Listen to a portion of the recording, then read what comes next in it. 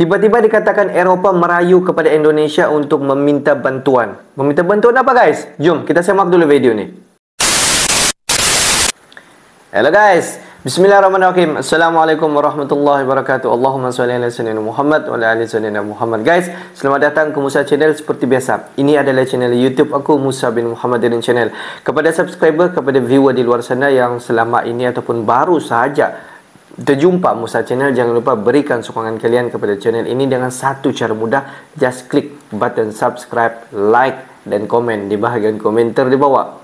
Dan kepada subscriber, kepada viewer di luar sana yang selama ini telah pun memberi sokongan kepada Musa Channel, dan juga kepada subscriber yang sedang menonton video ini, aku sentiasa mendoakan agar semua kalian di luar sana dipermudahkan segala urusan, dibukakan pintu-pintu rezeki, dihindarkan, dijauhkan daripada segala malapetaka, dan juga dihindarkan daripada segala fitnah akhir zaman guys. Amin amin ya rabbal alamin. Guys, seperti biasa, hari ini kita akan buat sedikit lagi video reaction di channel Kajian Online. Dan kalau kita zoom sedikit kepada judul utama yang kita akan react hari ini, di mana dikatakan secara tiba-tiba Eropah merayu kepada Indonesia untuk meminta bantuan. Tapi bantuan apa guys? Jom kita tonton dulu video ini. Seperti biasa, di hujung nanti baru kita akan bagi sedikit kita punya respon. Apa sebenarnya sampaikan dikatakan Eropah merayu kepada Indonesia untuk meminta bantuan? Bantuan apa? Semak video ni.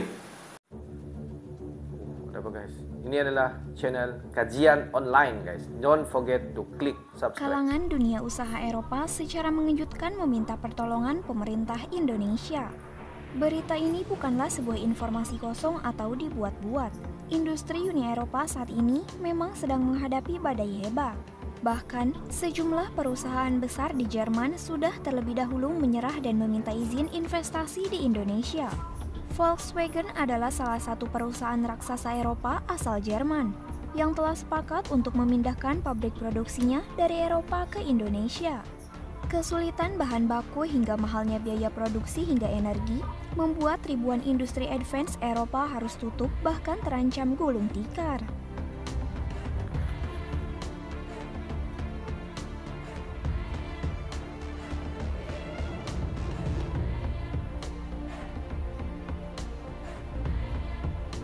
Para pengusaha Eropah yang sudah jengah dengan kebodohan para pemimpin Uni Eropah bahkan sampai meminta agar perundingan Indonesia-European Union Comprehensive Partnership Agreement atau IEU-CEPA bisa segera selesai dan menghasilkan kesepakatan.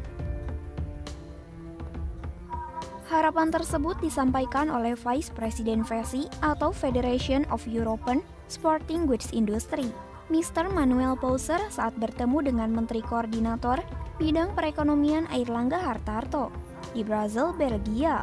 Mayoritas pengusaha besar Eropah menyimpulkan bahwa Indonesia merupakan mitra yang sangat penting bagi Uni Eropah.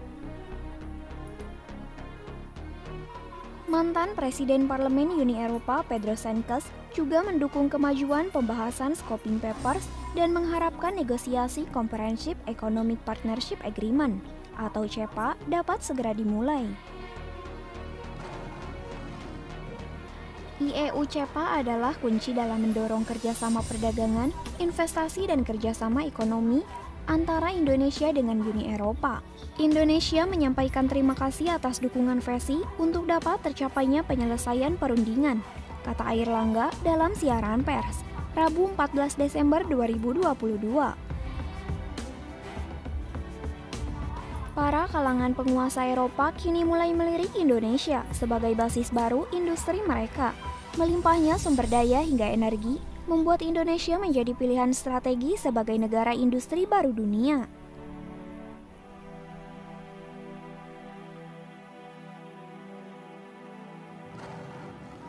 Menteri Airlangga menyadari proses perundingan berlangsung lebih lama dari yang diperkirakan, akibat adanya unsur kepentingan Eropah yang terganggu.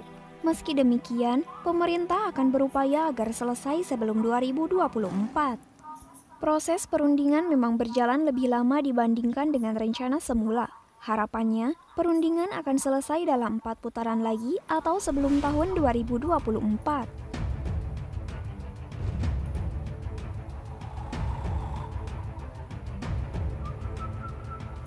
Presiden Komisi Uni Eropa Ursula von der Leyen disebut-sebut menjadi penyebab molornya penyelesaian kesepakatan atau perundingan IEU-CEPA. Perseteruan sawit semakin Ursula diketahui adalah penyebab terjadinya perang dagang antara Indonesia dengan Uni Eropa. Pelarangan ekspor CPO yang berujung boikot total telah membuat pemerintah Indonesia murka.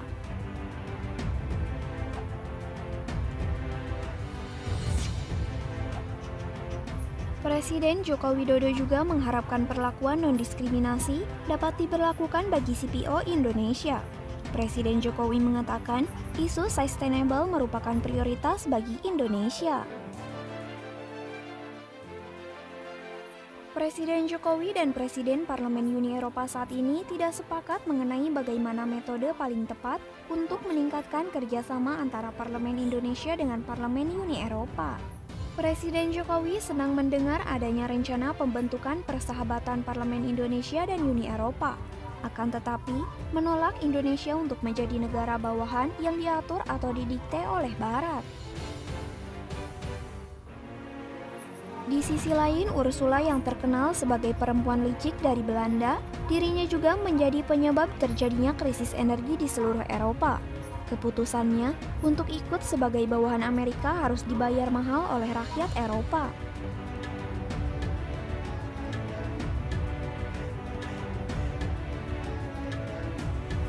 Uni Eropa terseret ke dalam konflik berkepanjangan antara Rusia dan Ukraina, yang mengakibatkan Eropa kehilangan hampir 40% sumber energi yang bisa mereka dapat dari Rusia.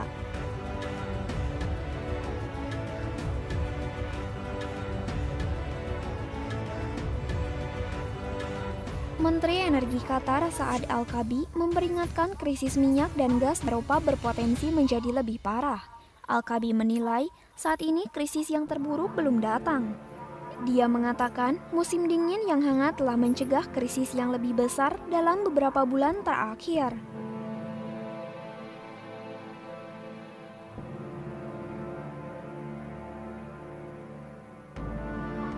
Al-Kaabi dan Menteri Energi Arab Saudi Pangeran Abdul Aziz bin Salman juga mengatakan, kurangnya investasi dalam minyak dan gas terjadi karena dunia mencoba beralih ke bahan bakar yang lebih bersih untuk mencegah pemanasan global.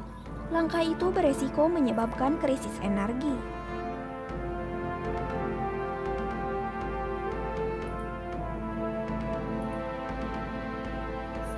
Setelah invasi Rusia ke Ukraina memicu krisis pasokan energi, Eropa terhindar dari masalah serius pada musim dingin yang lalu, terutama karena suhu yang lebih ringan dari perkiraan. Meski begitu, Al-Kaabi menilai masalah lebih lanjut akan muncul. Jika pemimpin Eropa memiliki rencana yang tepat dan duduk dengan produsen dan perusahaan minyak dan gas tidak dikucilkan, realitas akan muncul dan kami akan memiliki solusi yang masuk akal, kata Al-Kaabi.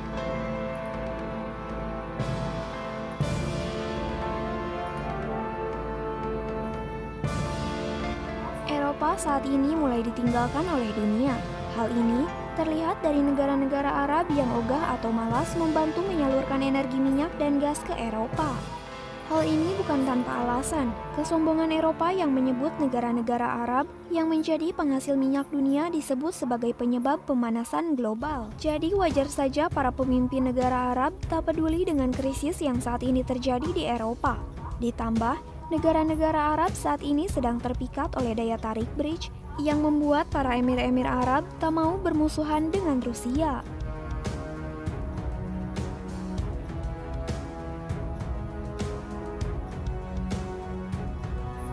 Satu-satunya negara yang diketahui masih mau bekerja sama dengan Eropa adalah Indonesia.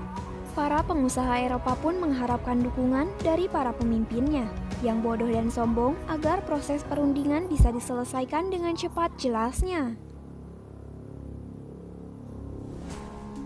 Sebelum ini kita dapat nampak bahawa Eropah lah yang paling banyak menghentam Indonesia di dalam soal ekspor dan juga import di Indonesia. Dan kalau kita tengok, Eropah jugalah yang paling lantang bersuara dalam isu hilirisasi yang Indonesia lakukan pada ketika ini. Tapi Kalau kita tengok yang dapat membantu Eropah, tiada negara selain daripada Indonesia yang mampu menghulurkan bantuan. Setiap kali investasi negara-negara Eropah datang ke Indonesia, di mana negara-negara Eropah yang datang di Indonesia disambut dengan baik, dan investasi itu setelah dinilai oleh menteri di Indonesia, dan akhirnya segala investasi itu diterima untuk diinvest untuk membuat jalinan kerjasama bersama dengan Indonesia. Begitu sebaliknya apa yang berlaku krisis di antara Indonesia dan juga Eropah. Kalau kita tengok, sedar ataupun tidak, di sebalik apa yang berlaku di antara Rusia dengan Ukraina, banyak side effect yang terbesar yang berlaku khususnya kepada Eropah. Mungkin kalian di luar sana ada yang perasan dan ada juga yang tidak perasan. Di sebalik konflik tersebut, terdapat 5 negara di Eropah yang mengalami krisis yang sangat-sangat parah pada ketika ini. Lebih-lebih lagi kalau apabila di Eropah mengalami musim sejuk. Sanalah paling ketara implikasi yang terbesar. Sumber-sumber tenaga yang sebelum ini senang diperolehi daripada Rusia, dan selepas sahaja krisis berlaku, di mana Rusia stop serta-merta untuk mengekspor semua bahan-bahan mentah keluar ke negara-negara khususnya di Eropah. Kalau kita tengok 5 negara di Eropah yang sedang mengalami krisis itu, apa negara-negara dia? Seperti Jerman, Belanda, Swedia, Australia dan juga Denmark. Dan pada baru-baru ini kita dapat nampak satu perusahaan yang boleh dilevelkan sebagai perusahaan raksasa, iaitu Volkswagen. Kalau kita tengok pada baru-baru ini, di mana ketua perusahaan bagi Volkswagen ini telah datang sendiri ke Indonesia daripada Jerman, di mana syarikat ini daripada Jerman telah datang ke Indonesia, di mana Jerman ini ingin menjalinkan kerjasama bersama dengan Indonesia untuk mendapatkan bahan-bahan mentah untuk dijadikan satu kereta Volkswagen. Kita dapat tahu bahawa segala ekspor-import minyak daripada Rusia telah dihentikan. Dan untuk memproduksikan kereta-kereta di Jerman, di mana mereka tidak mampu lagi untuk berbuat semua tu guys, di mana ketua perusahaan Volkswagen ini ingin menukarkan fabrik dia bukan lagi di Jerman, tetapi ingin memindahkan fabrik Volkswagen itu di Indonesia. Tetapi sekarang masih lagi di dalam negosiasi kerjasama, jalinan kerjasama yang ingin pihak Jerman jalinkan bersama dengan Indonesia, ingin memindahkan fabrik Volkswagen itu daripada Jerman dan ingin memindahkan di Indonesia. Kenapa sebenarnya perusahaan terbesar raksasa di Jerman itu, Volkswagen, ingin memindahkan fabriknya di Indonesia? Dikatakan di atas kesukaran untuk mendapatkan bahan-bahan baku untuk, kalau kita tengok seperti memproduksikan energi untuk membuat ribuan industri advance di Eropah, dikatakan hampir tutup disebabkan ini.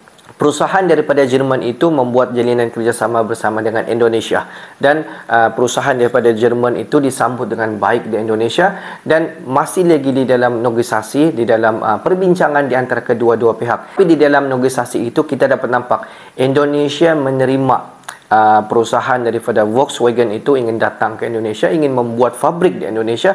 Indonesia, kalau kita tengok di dalam hal itu, agak bersetuju dan mau membantu pihak Jerman sendiri untuk membangunkan fabrik Volkswagen di Indonesia guys. Jadi guys, kita dapat nampak di sini, dikala Eropah sedang struggle untuk mencari bahan-bahan mentah untuk meneruskan segala perjuangan strategi ekonomi mereka, tiada negara-negara di luar sana yang mampu menolong. Walaupun kalau kita tengok seperti tanah-tanah Arab merupakan negara yang memproduksikan minyak ataupun gas yang paling terbesar, tetapi mereka sendiri pun tidak dapat membantu negara-negara khususnya Eropah. Sebaliknya, Eropah ini beralih kepada Indonesia, ingin meminta bantuan Indonesia. Tiada negara-negara lain selain daripada Indonesia yang mampu ataupun yang rela hati untuk memberi bantuan kepada negara-negara Eropah, khususnya untuk meningkatkan ekonomi di negara Eropah itu sendiri. Mungkin sekarang kita dapat nampak baru Jerman yang datang ke Indonesia yang ingin meminta bantuan kepada Indonesia. Tidak mustahil 4 negara yang lain seperti Belanda, Swedia, Australia dan juga Denmark kemudian akan datang ke Indonesia, ingin meminta bantuan Indonesia untuk memperolehi bahan-bahan mentah ataupun bahan-bahan sumber alam yang lain di Indonesia. Bagi pendapat kalian semua, adakah kelima-lima negara Eropah sekarang yang sedang bergolak untuk struggle mencari bahan-bahan mentah ini akan meminta bantuan kepada Indonesia? Okeylah guys, untuk hari ini sampai di sini saja sedikit information daripada Musa Channel, dan kepada subscriber, kepada viewer di luar sana yang belum lagi klik button subscribe, please guys to klik button subscribe, like dan komen di bahagian komentar di bawah. Akhir kata daripada Musa Channel, Thanks for watching my video. Assalamualaikum warahmatullahi wabarakatuh guys. See you the next video guys.